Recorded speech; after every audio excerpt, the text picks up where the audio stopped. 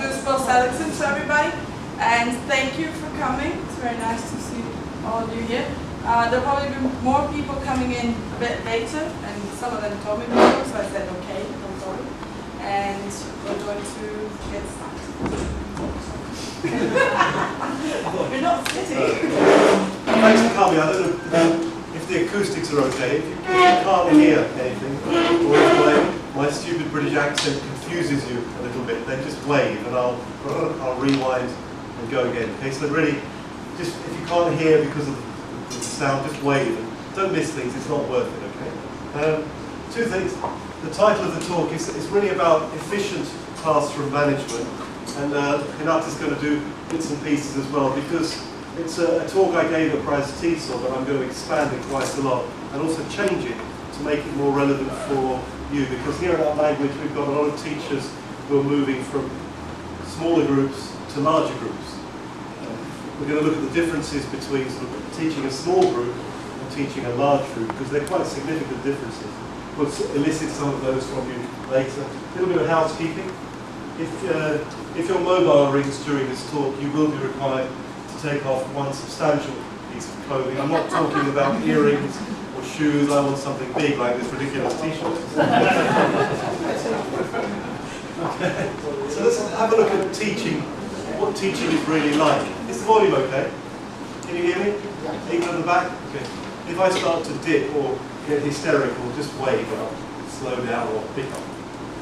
So, see if you recognise this job. Language specialist, instructor, coach, personal trainer, referee, translator, assessor, coordinator, doctor, detective, spy, social worker, prison officer, interior designer, entertainer, storyteller, artistic director, mime artist, DJ, torturer, amateur mechanic, psychiatrist, editor, ego builder, recipient of excuses, I'm sorry teacher, executioner, form filler, stationer, pencil sharpener, coat finder, nose wiper, one of my favourites, surrogate parent, decision maker, matchmaker, scapegoat, walking encyclopedia, prisoner to exams and dinosaurian syllabus, is slave to correction, underpaid and undervalued.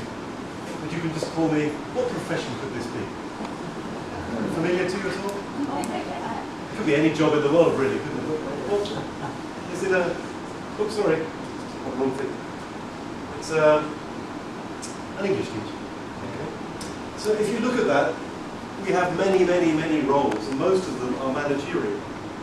And when you saw the title of this talk, Classroom Management, I'm sure you thought, oh God, I know everything about classroom management. Nobody does. It's the biggest single issue, I think, in what we do. And I highlighted here decision maker because 100 years ago I did a master's degree in teaching English. My thesis was about how many decisions a teacher makes in every class. And how many decisions do you think you would make in a typical 50-minute class? How many different decisions? For example, should I ask her, should I ask him? Should we repeat together? Should this be a written exercise? Should we abandon this exercise? Should we skip this exercise? Should I set this for homework? Should I just give up now? Should I change to Portuguese? You know, how many times do you make these decisions during a class? All the time. It's non-stop. I identified 650 different decisions that you have to make in every single class.